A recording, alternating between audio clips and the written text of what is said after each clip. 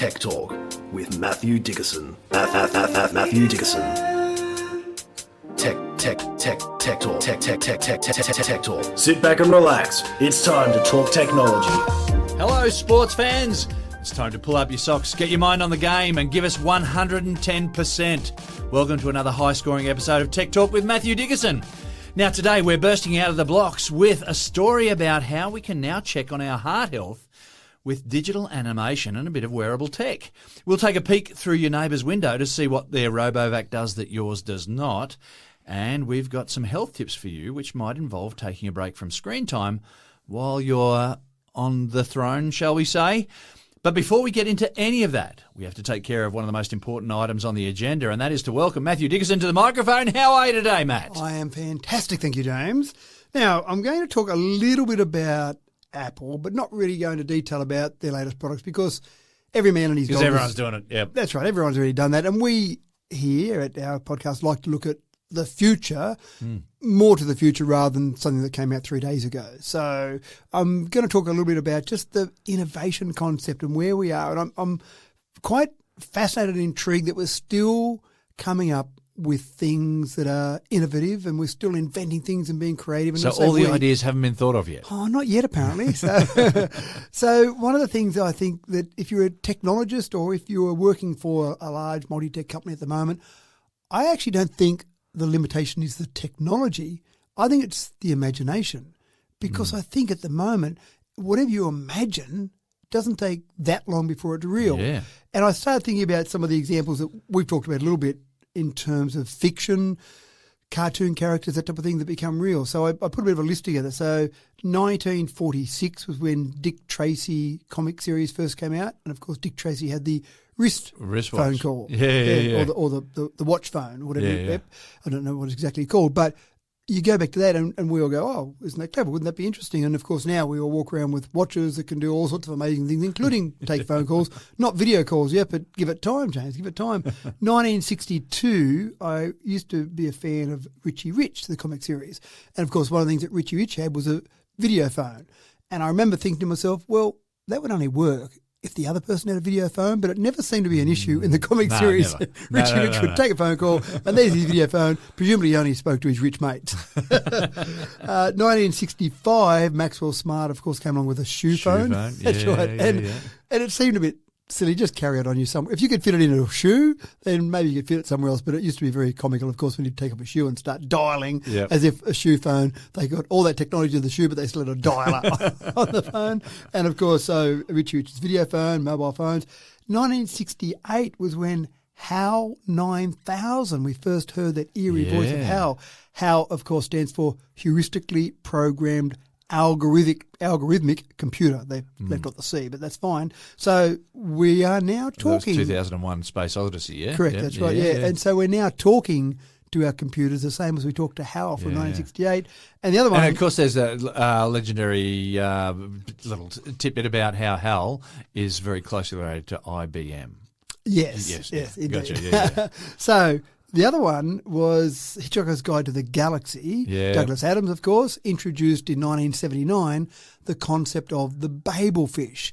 And Douglas Adams, what a legend. It was, absolutely. And I love the description that he gave where he gave this very detailed description of the Babel fish that basically eats various telepathic information from around it and then excretes out other things and goes in and basically it says at the end of all that description is the practical outcome of all of that is that you put it in your ear and you can understand any language that's spoken, which is a very convenient way for Douglas to be able to have people from across the universe communicate simply with each other. Yeah. The Babelfish was obviously very popular across the universe. But that's where I wanted to get to now. So with the latest announcements from Apple, there's some pretty interesting and cool innovations. And one of them is with the latest AirPods Pro 3, They've created a Babelfish. That's right. You put that in your ear, just like any earbud, but it will do live translation. Wow. Now, again, that sounds great if the other person's got AirPods Pro 3 as well, but you can still use your phone. So you can listen to them and it'll translate on the fly. When you speak back, you can hold up your phone to let them read it, or it will actually do it from your phone. So you can still do it a bit clumsily. Yeah. And I've done that in the past overseas with a phone and use an app on there, and I'd talk and then I'd translate and go back and forth, all a bit stilted and clumsy. Yeah. with the AirPods Pro 3, which I haven't tested out yet, but with the AirPods Pro 3, they promise that it will be more seamless. So magically, if you and I were speaking different languages, we could theoretically have AirPods Pro 3 and speak with a pause as we went and actually have a conversation with It used someone. to blow me away. If I was watching the news and they cut to a story about the UN, you have all the people with those earpieces on. Yep. Obviously, listening to the translations in their preferred tongue. Yep. And it used to blow me away that they could just do that and get it done so quickly. And obviously, they would have someone who was translating for them. But now everyone will have access to this That's right. technology. And I've seen some examples exactly like that where they said, this feels like the UN. You could all just sit around with your AirPods in and listen to whatever's been spoken. You know, that's fantastic. Of course, the UN uses human translators, but, well, maybe for not much longer. I do find it intriguing, though, and I've mentioned it before. I've been overseas. I've had translators with me. And you'll say something that goes for 20 seconds and they say 2 seconds. And you go, really?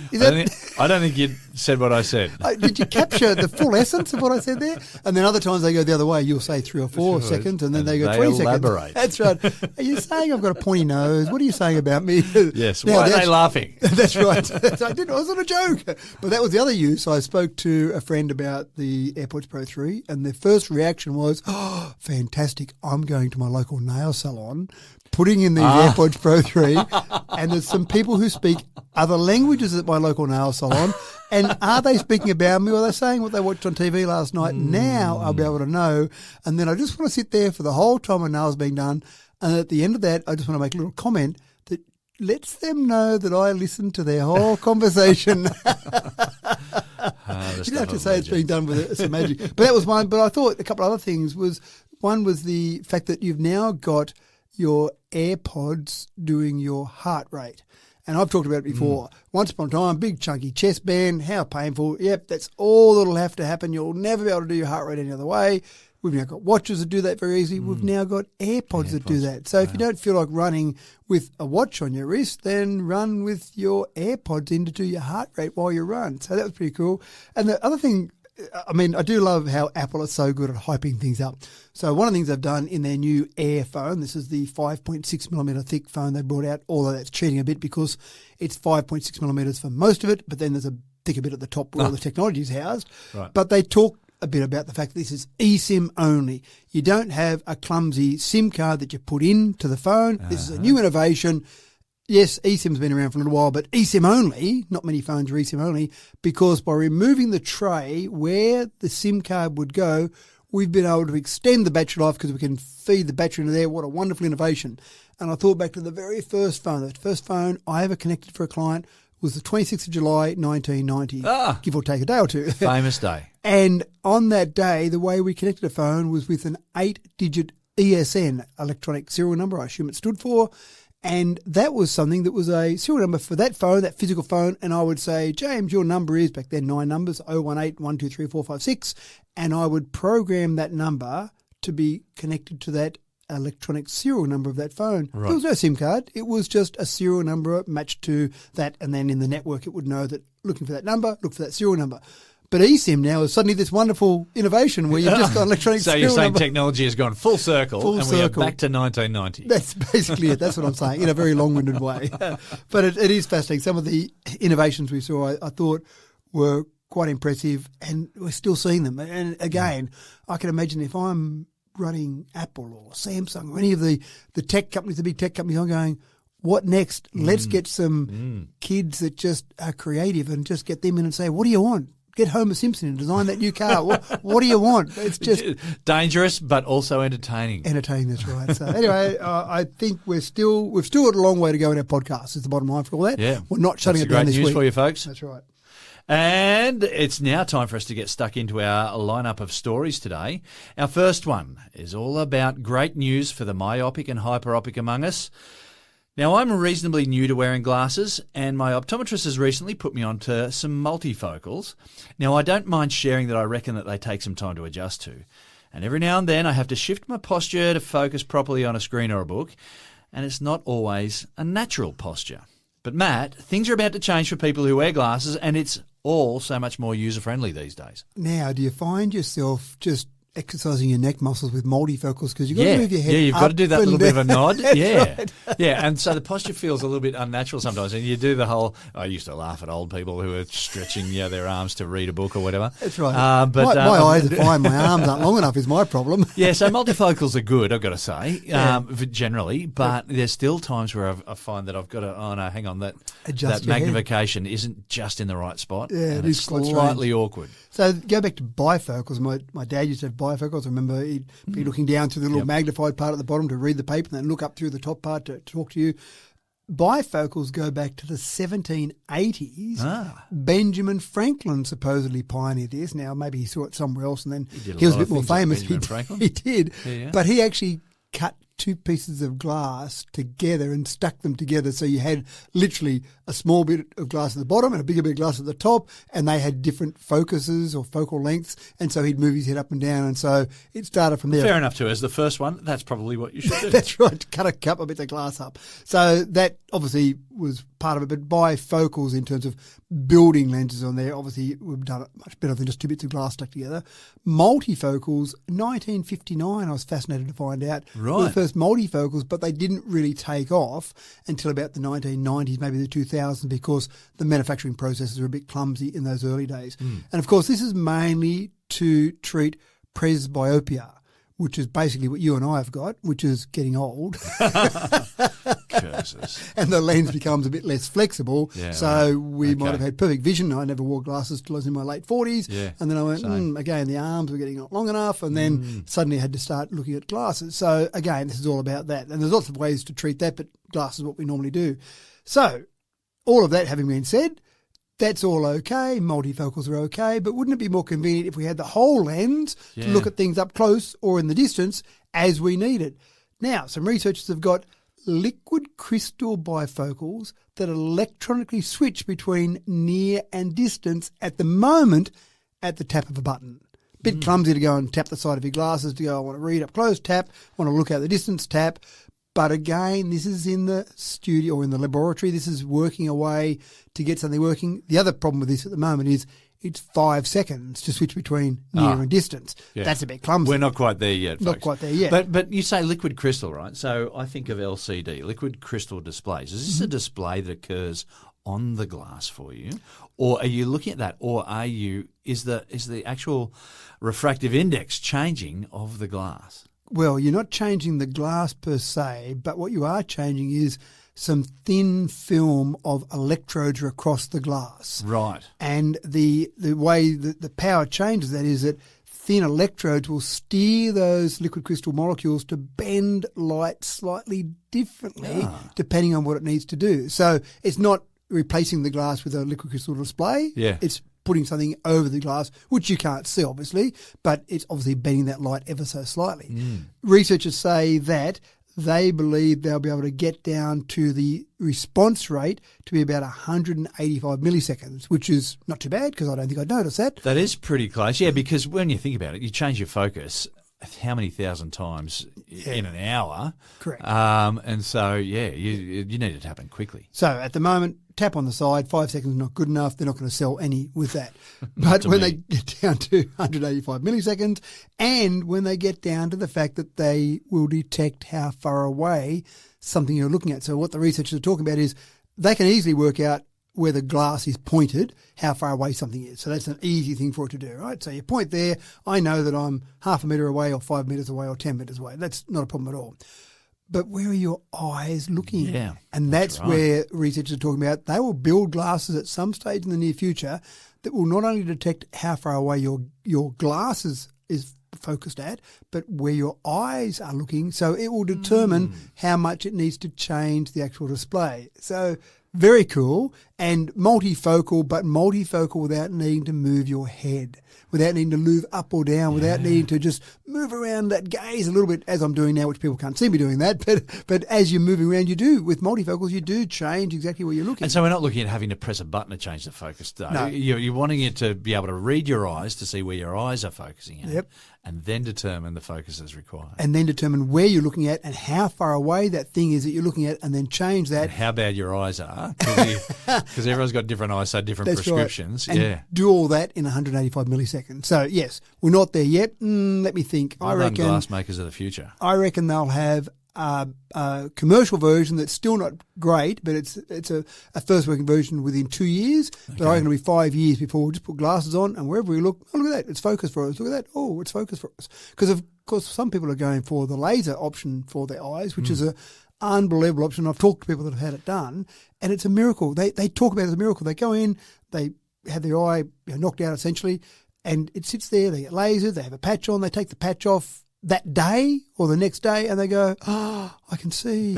It's a miracle. So that's an option that people are doing, and that's certainly got some convenience about it, but also glasses that just work out where you're looking and change their focal length depending on that. Many solutions to the same problem. Yeah, indeed. And it is a problem. We haven't been able to solve that particular part of the problem for getting a old. long time.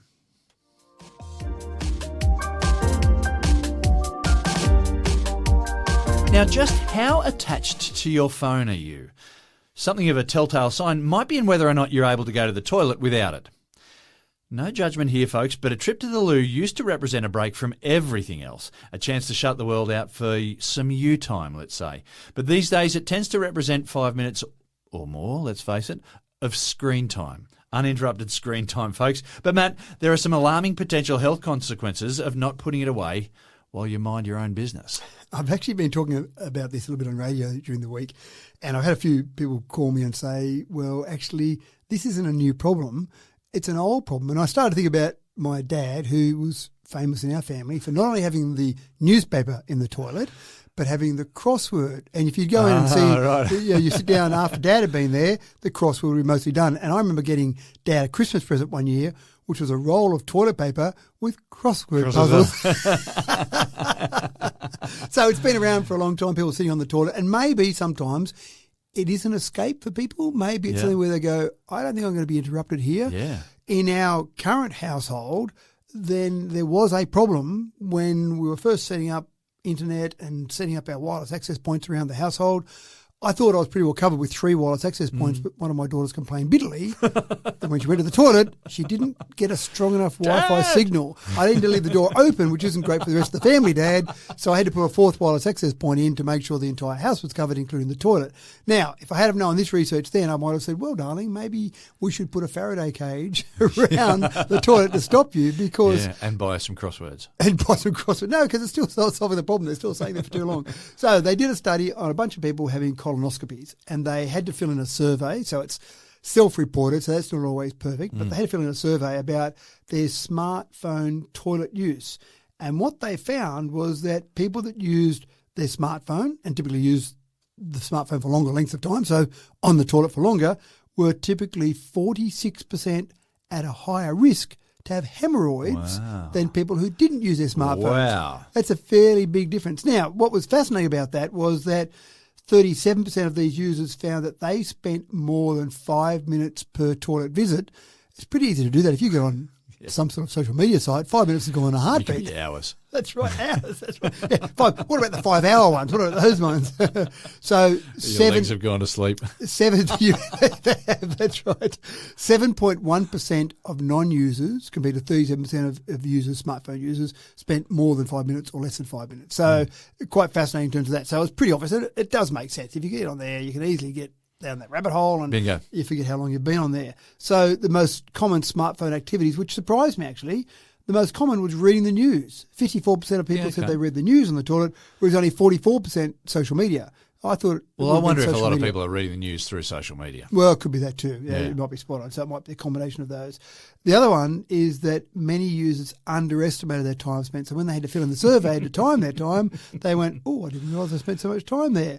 And then smartphone users, no surprise there, were younger on average. So all these people having colonoscopies, they were younger. Now, not many 20-year-olds have colonoscopies, so they were probably more aged anyway, but the average people using the smartphone were 55 years, average non-users 62 years, which again surprised me that one wasn't more of a gap between those. So apparently the whole idea of sitting on a chair is better for our pelvis and for lack of hemorrhoids than sitting on the toilet where it's unsupported. So I don't want to get too medical here because I'm not a medical expert, but essentially that makes sense. So what they're trying to do now is they're saying a public health tip is limit your screen time to a 2 TikTok stint. So Just 2 TikToks. That should give you enough time to say that's been long enough on the toilet.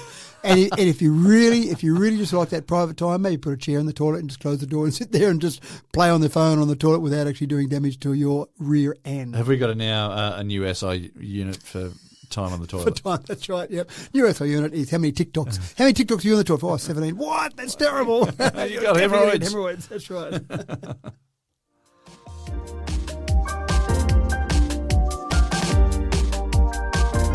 Now, wearables are becoming just so 2024.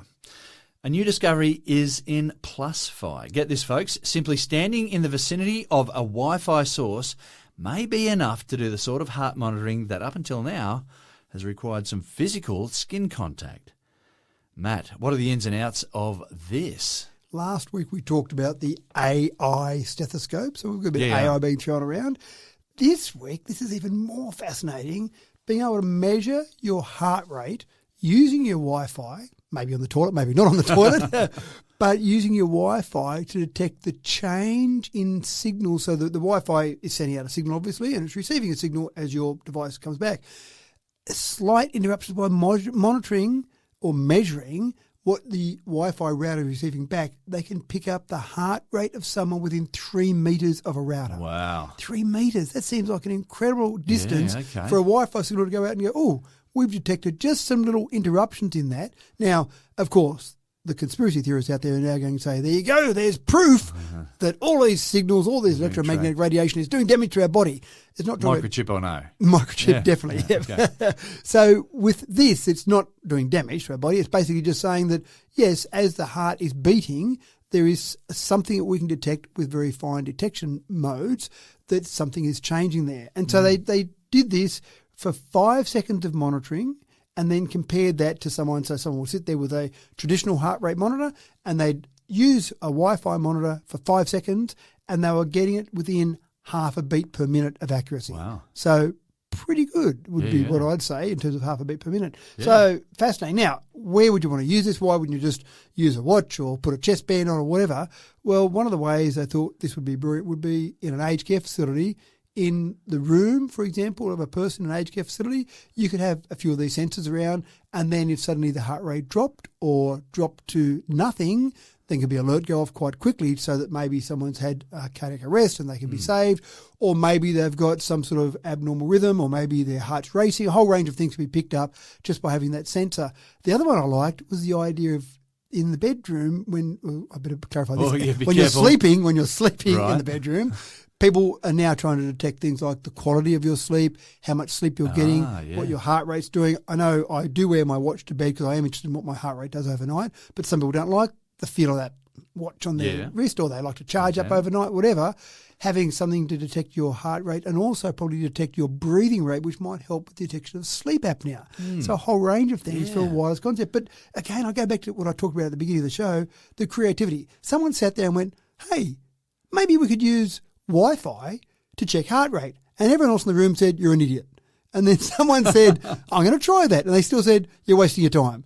And then now they've gone, hey, look at this. And everyone went, yeah, we told you to work. But imagine thinking of this, like I would never have thought. I wonder if it's going to be used in things like diplomatic or business, big business negotiation, where you've got the person who's opposite you. That's right. Whether you got them on the ropes or not. Yeah, I like that. I like it. But this is the thing, it's fascinating. So Stepping in with, see how Putin just does respond when you start to raise your voice a little bit. That's right. But I still think this is fascinating to just even think of this as an idea, because I wouldn't have thought there was any way known to mankind that the sensitivity on a Wi-Fi router would be good enough to actually pick this up. Yeah. And don't mistake this. This isn't special equipment. They're using standard Wi-Fi routers with some additional software to be able to pick this up. So I just think it's brilliant. So aged care facilities, maybe in our homes, just anywhere we need to be able to check our heart rate and just check our overall health. I just think it's brilliant. We've fed the conspiracy theorists, though. Absolutely.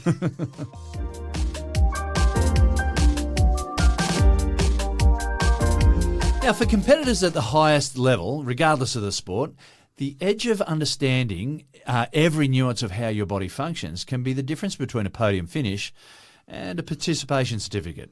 Wearables linked to AI have been the gift to champions of every code. But get this, folks, the very latest in sports science is to make a digital replica of your heart and study how it behaves under stress. Matt, some athletes are making some surprising discoveries about themselves. They are, and I do love the idea here. Again, it's starting off with a group of 20 elite athletes. They've all marathon runners and very high-level marathon runners. So they start off with people that are very good and very focused on this. Well, they're the ones who you're going to see a greater response to any sort of stress. I think a more immediate sort of response. And I think they're probably going to be more focused on it as well. If you just said, let's get 20 average Joe Blows, I go, I have a better look at that, that's fine, but it's probably not going to be the same level of focus. But the first thing they do, of course, is they go and get an accurate replica of the heart. So they do some MRI scans, they do some ultrasounds and a whole range of tests on there, and they go, great, now we can see your heart in all its glory, but it's your heart as well. It's not, here's what a heart would look like in a digital version. And then they basically go and simulate some various stresses. And so training stresses, race stresses, a whole range of things just to see how that heart responds.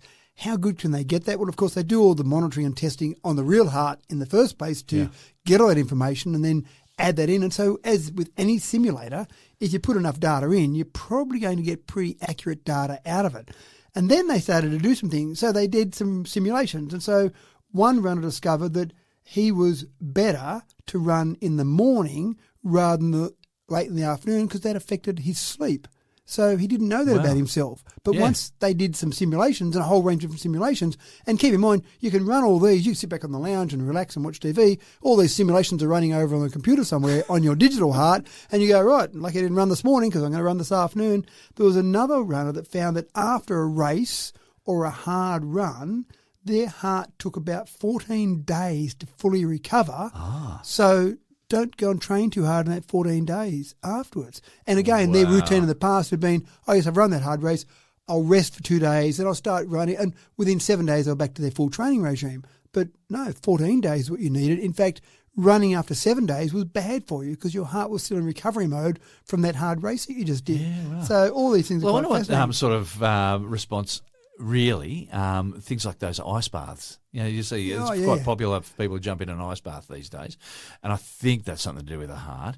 I wonder if there is any merit in it, or if it's just anecdotal. It'd be good to have that as a simulation. And I remember talking to an NRL player, rugby league player, years ago, and he said they would finish the game of footy and their entire body was bruised from all the hits they taken. I think they used the ice bath to get in and try and reduce the bruising and the swelling of all of that. But then you see other people who obviously aren't in contact sport, and they get in the ice bath. And I remember seeing one. I remember talking to that rugby league player, and he talked about bruising, but that guy's just ran a marathon. I hope he didn't run into too many people in that race. It might have been a different type of marathon. But so I think the idea here is to simulate all those things and work out what works well. Because so many people say, oh, I swear by that ice bath. But do you have the actual clinical data to prove that? Or Billy told you and he seemed to go, okay, so I'll do it as well. Well, to have an idea as to what it's actually doing to your heart. So it might be bad. Yeah, that's right. Yeah. So digital twins track the parameters like stroke volume of your heart, cardiac output, ejection time, diastolic filling time, blood pressure. So all of these things are tracked with this digital twin.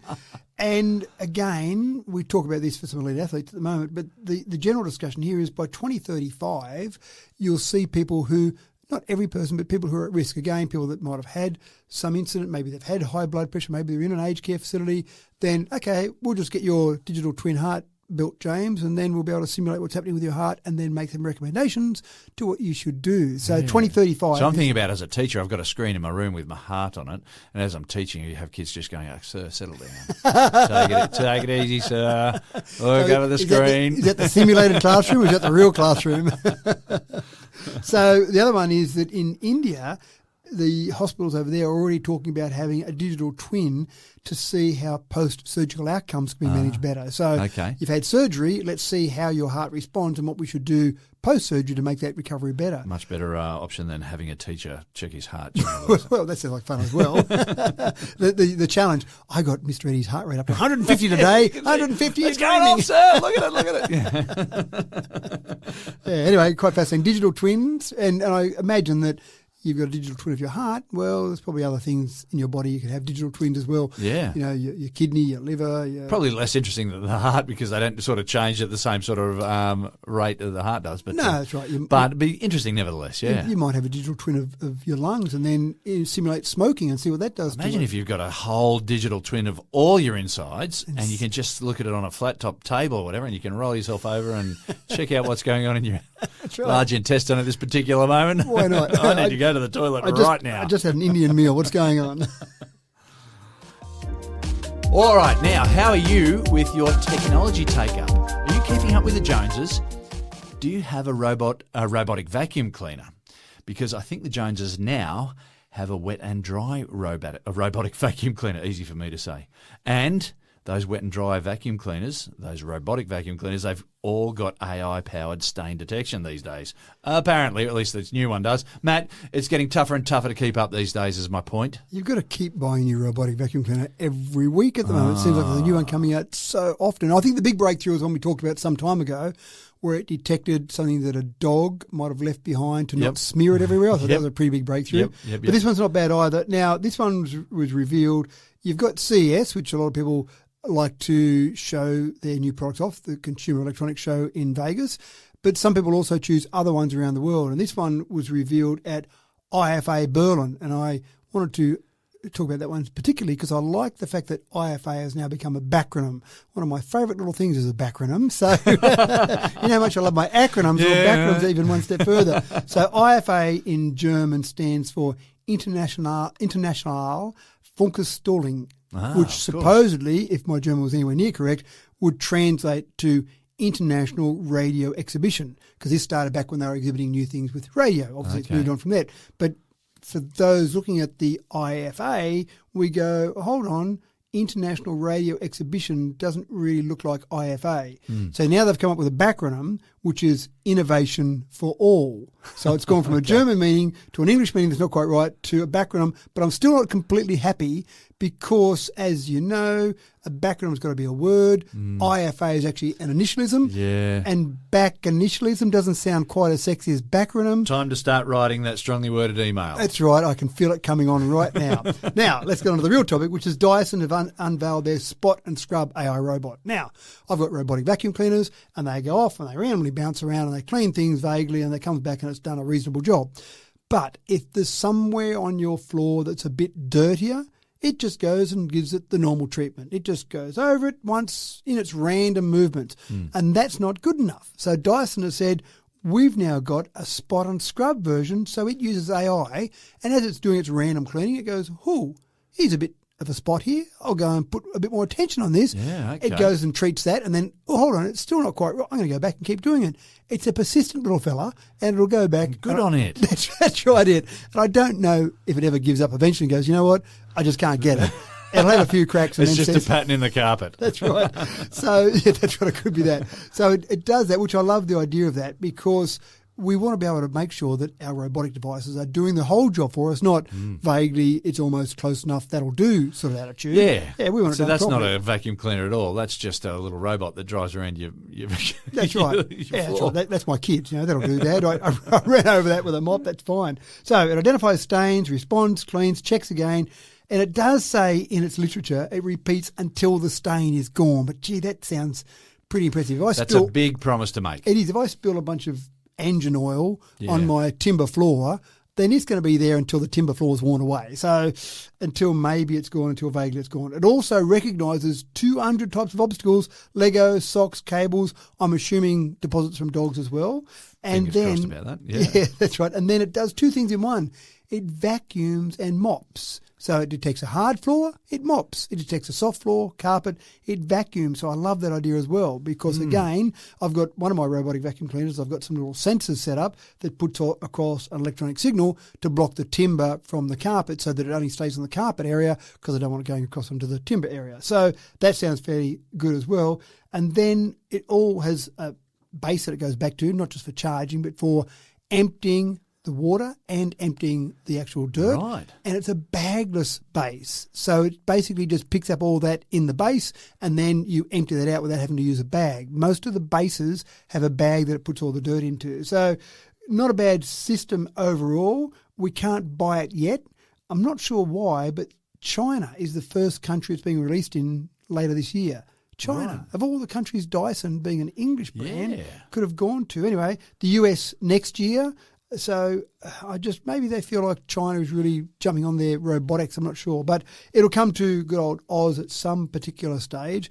People at IFA in Berlin said that this was more evolutionary rather than revolutionary, but it's got a few things in that I'm pretty impressed with. So I don't mind if they keep evolving rather than having a complete breakthrough, but we are getting better with them until eventually we get Rosie the robot and we don't need a robotic vacuum cleaner because Rosie does it all for us. That's right. And just a word of encouragement, just try to keep up with the Joneses because it's worth it in the long run, I guess.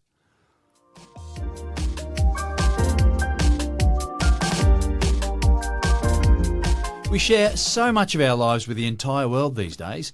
It's pics or it didn't happen. Now, it's the norm, and it's learned from an early age. But we should all know that once the image goes online, you no longer have any control over its use.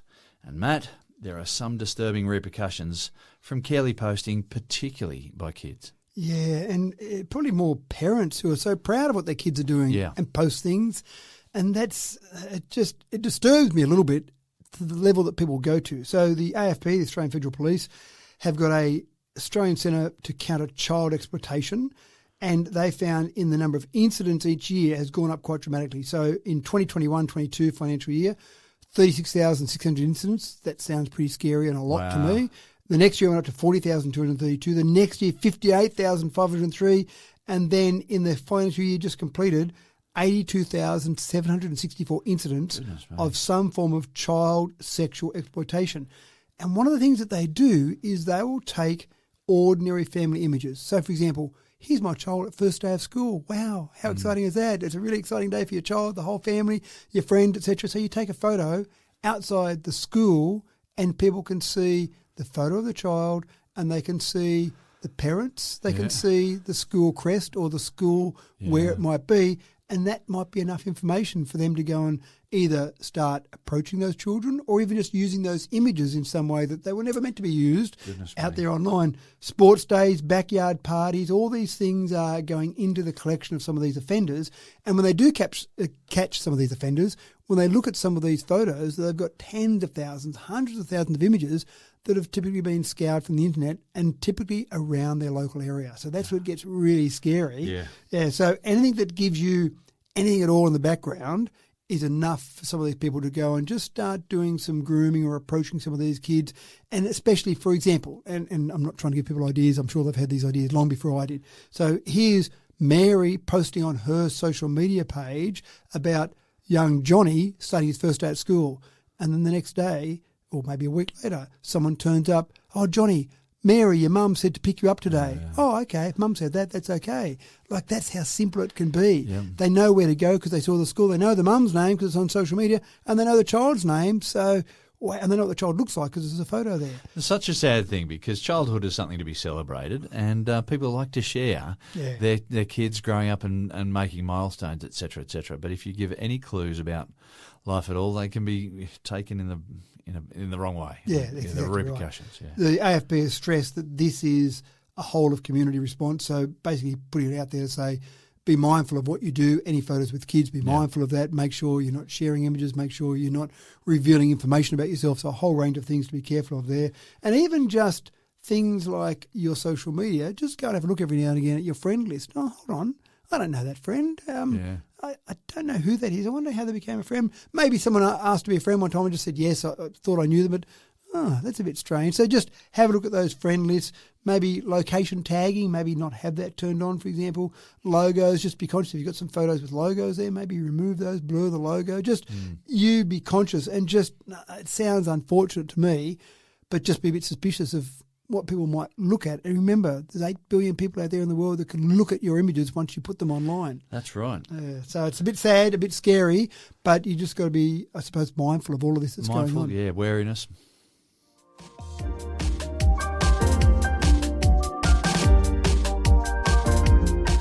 Now, we've always been very cautious about leaning too heavily into Dr. Google for a diagnosis, given just a handful of symptoms. But Matt, You now have a story of ChatGPT giving some quality advice for a genuine medical emergency. Yeah, and we have heard some bad stories about ChatGPT giving advice that people have taken too literally and then had bad outcomes from that. But this particular person shared a story where he said he had some abdominal pain and just went, oh, gee, it's a bit sore. Whatever, maybe I ate some things that weren't agreeing with me, whatever. If I only had my digital twin of my stomach, I would have been able to see what was going on. But went to bed. The next morning, he went, oh, actually, it's feeling worse. Sometimes you go to bed and you wake up the next morning feeling fantastic. Oh. So we used to talk about or joke about Dr. Google, and Dr. Google would give you vague advice picked from various sites across the internet. Yeah. And so he went and put his symptoms in and described it in detail, what happened the night before and how it had worsened that next morning. And ChatGPT said, go to the hospital now. And he said what struck him as being a bit different was that ChatGPT normally I talk about ChatGPT. Casual, that's right. Normally, that last word. I think ChatGPT's got two hands. On one hand, you could consider going to the hospital. On the other hand, it's probably nothing. So it's always got 2 points of view to try and be very down the middle. Didn't mince its words at all. It didn't, no. And so he said, that seems like it's a bit different to other advice I've received. I'm actually going to take that advice. And so he went straight to the hospital, and the doctors there said, well, thank goodness you came in. 30 minutes later, you probably would have lost an organ. Yeah, now, he didn't reveal exactly what happened. Yeah. That's understandable. I think that's fair enough. But what he was talking about was that, yes, this was a life-saving moment for him. And we see more and more people who do go to, in the old days, Dr. Google, now Dr. Chat, for their initial diagnosis because, let's face it, A, it's hard to get into doctors in general. B, we don't want to turn up and clog up emergency rooms at hospitals. No. And C, we go, I don't want to turn up, and they go, you're wasting our time. You just... We call that a mozzie bite. Yeah. Having said that, we did take our son to the hospital for a mozzie bite once. First child, obviously. So I think the thing here is that it's okay to use things like Chat and Dr. Google. It's okay to look at that, but we still need to apply our common sense to it as well and take that advice on board, and maybe with a grain of salt, but also just consider the whole scheme of things. But it is nice to have all that information there at your fingertips. Absolutely. And that's really what you go, when you see a doctor, you're going to a doctor and they've got all this information in their head and you're saying, I'm describing symptom A, B, C and D, and without them even realising it, they're narrowing down the potential items, and then they go, okay, it's this, or it's narrowed down on one of these, let's do some tests. And that's what ChatGPT is effectively doing. But I would still say see medical professionals, but it's good to see where ChatGPT has had a good outcome from a medical perspective.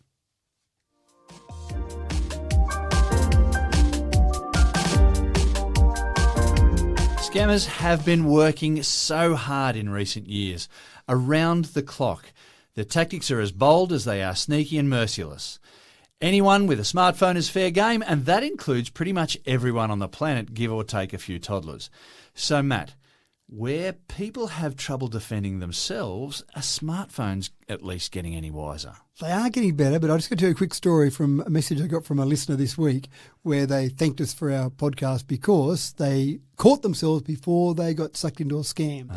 And it wasn't a big scam. It was a scam. They were looking for a couch, and they found a couch on Facebook Marketplace. So this is no disrespect to Facebook Marketplace, wonderful place, but obviously people on there sometimes aren't honest. And so they'd looked at this particular couch and went, oh, it's a good price. They'd messaged the person, how big is it? Can you give me the dimensions? Just a few simple questions like that. They answered those questions. Everything seemed fine. I'll pay you cash when you deliver it because they offered delivery. So no problems. And so they're thinking to themselves, well, how can this be a scam? They're going to turn up. Yeah. I'm going to see the physical couch. Yep. They're going to take it off the back of the ute or the truck, whatever, and I'm going to pay them some money. That seems like a good old-fashioned transaction, and lots of transactions are done on Facebook Marketplace every single minute of the day. Yeah. So surely that's okay. And then the crunch came. Sure, I'll deliver it tomorrow morning. Had the time booked, everything right. Oh, I just need some extra money to rent the truck that I need to get to take it there. Could you just send me, and the delivery fee had been discussed, but could you just send me the delivery fee before I turn up? And this person they went, oh, yeah, that seems fair enough. Yeah, okay. And they went, how much? And $60. So, sure. And they thought, well, $60, if all of this work is for a scam of $60, And then they started thinking about some words that we talked about, how automated these processes are and how it's a big industry. And this person might have been scamming hundreds of people at the same time. So $60 from you. $60 is nothing. That's right. But if you can get it from 100 people today, that's not too bad an income. So then they did something that we've talked about before, doing a reverse image search.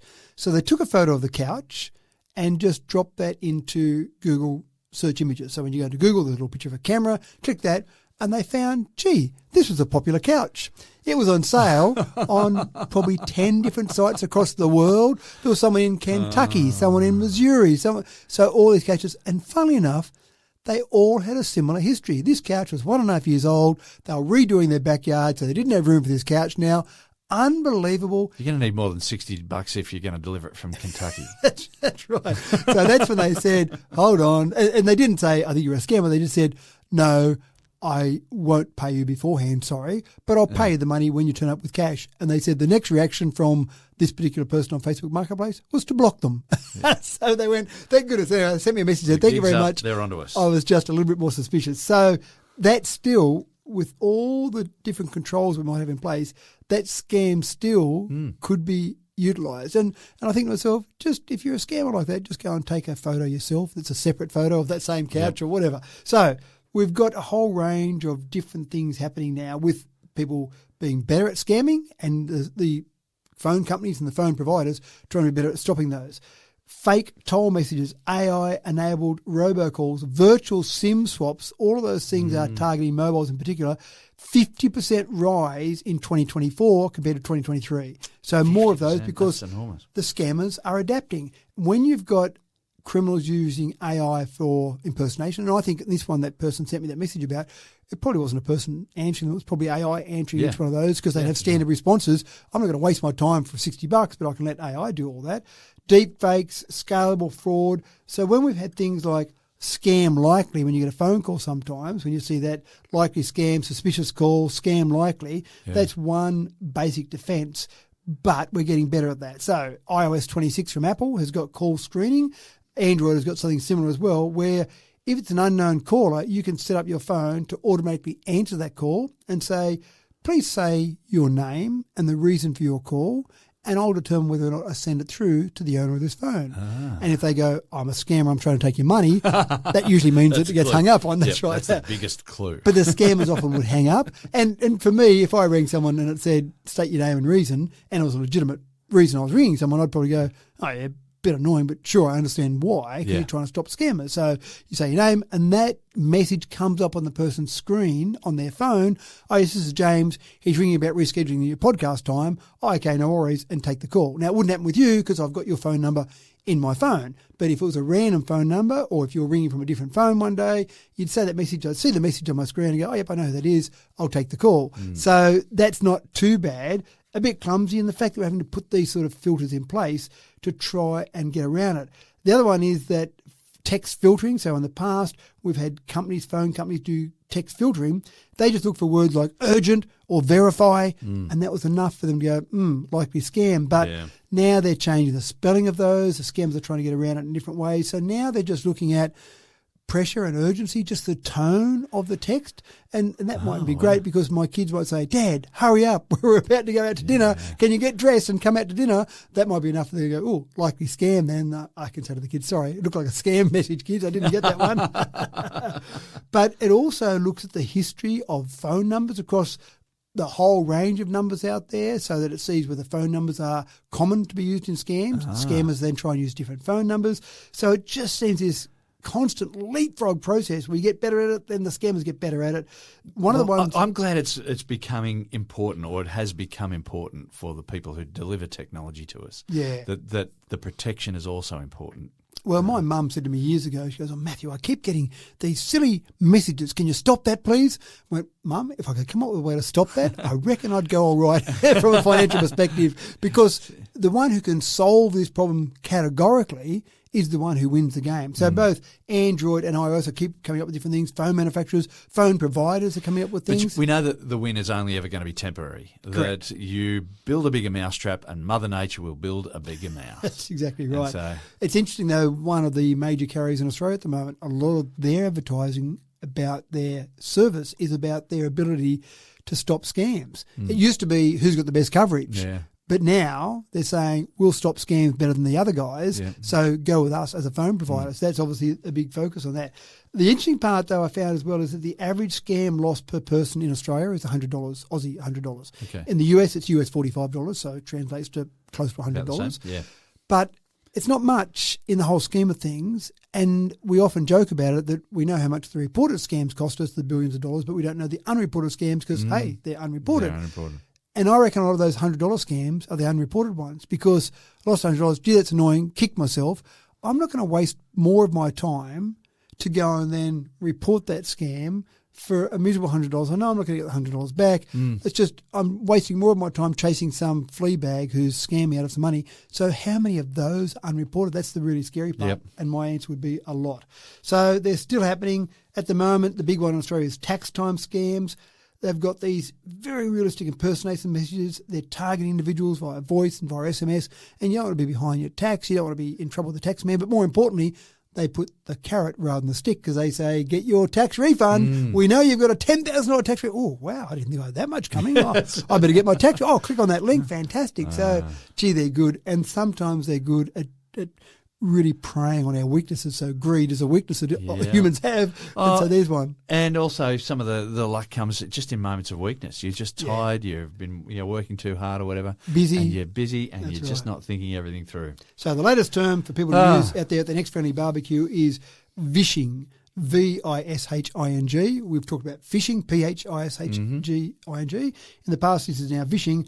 Automated voice impersonation. So it's basically the same concept as phishing, but using voice rather than an email. So vishing. So throw that term around generally at the next barbecue you're at.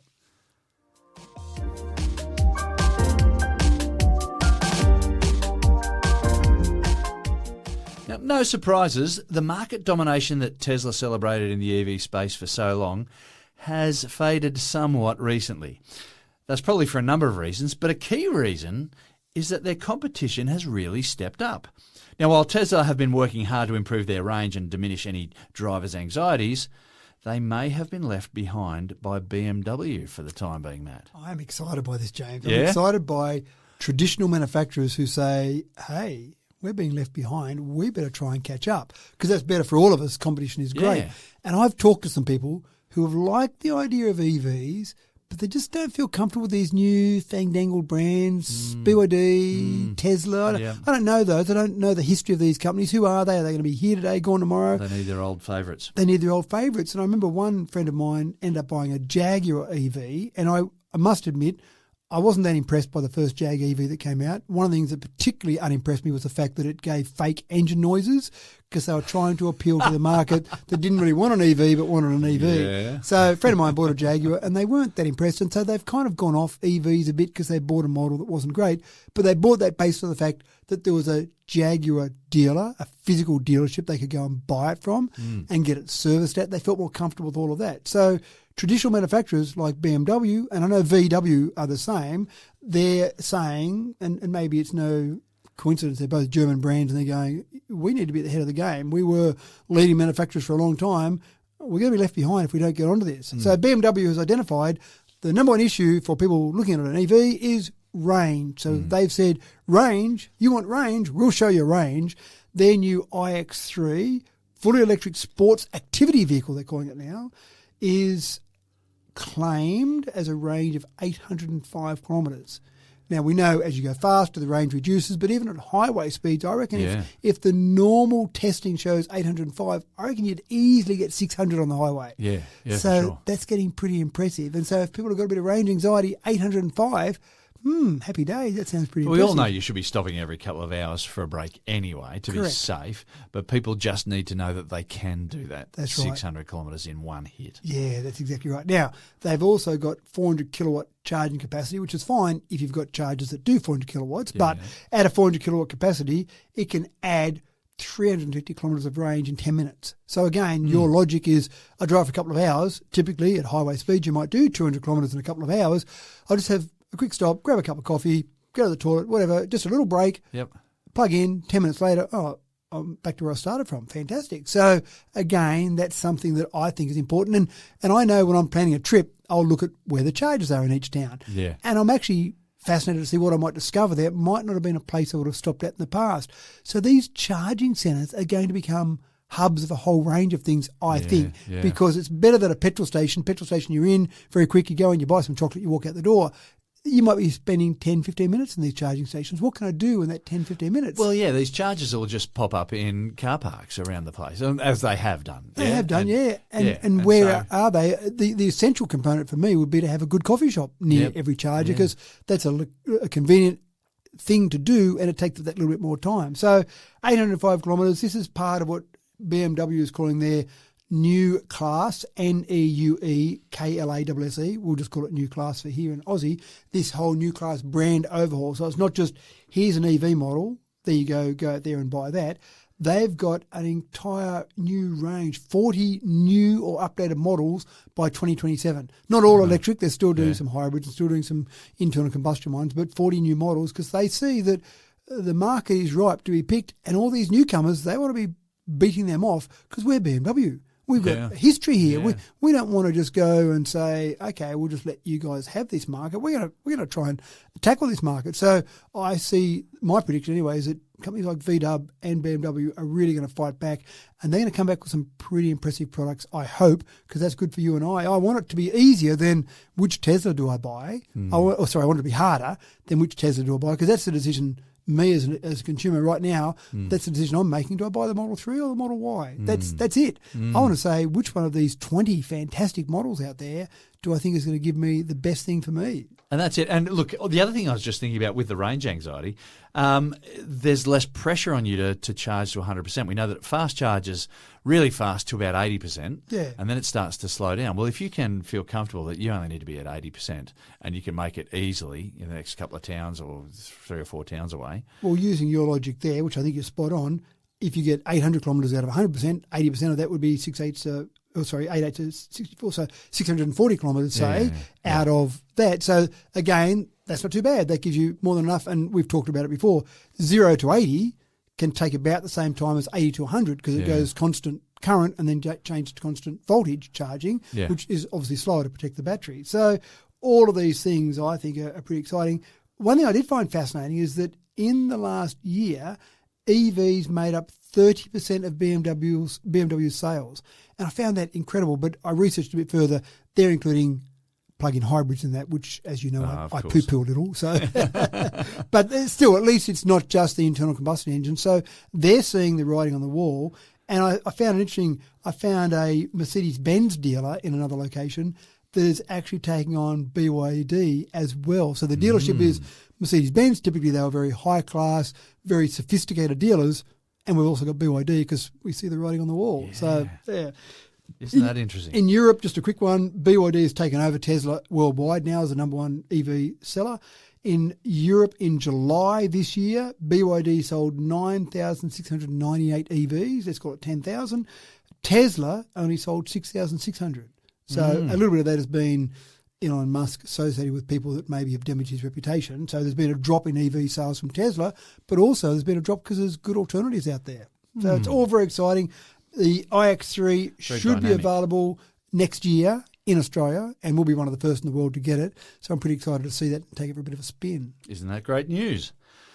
And that's all we've got time for this week, folks. Thank you, linesman. Thank you, ball boys. It's time that we were on our way. Thanks for another cracking tech talk, Matt. Well, I'm definitely not going to the toilet now, James. I'm staying away from the toilet after this latest news and making sure that I would never admit to using my phone on the toilet. But if I did, maybe I should just leave it in the office next time I go to the toilet. Yeah, well, I think I might just have a comfort stop and maybe read a magazine or do a crossword. Well, someone said to me... a quick one. A quick one, that's right. Someone said to me that it's just a bit gross using your phone in the toilet, so I didn't talk to them anymore about what I do in the toilet. So...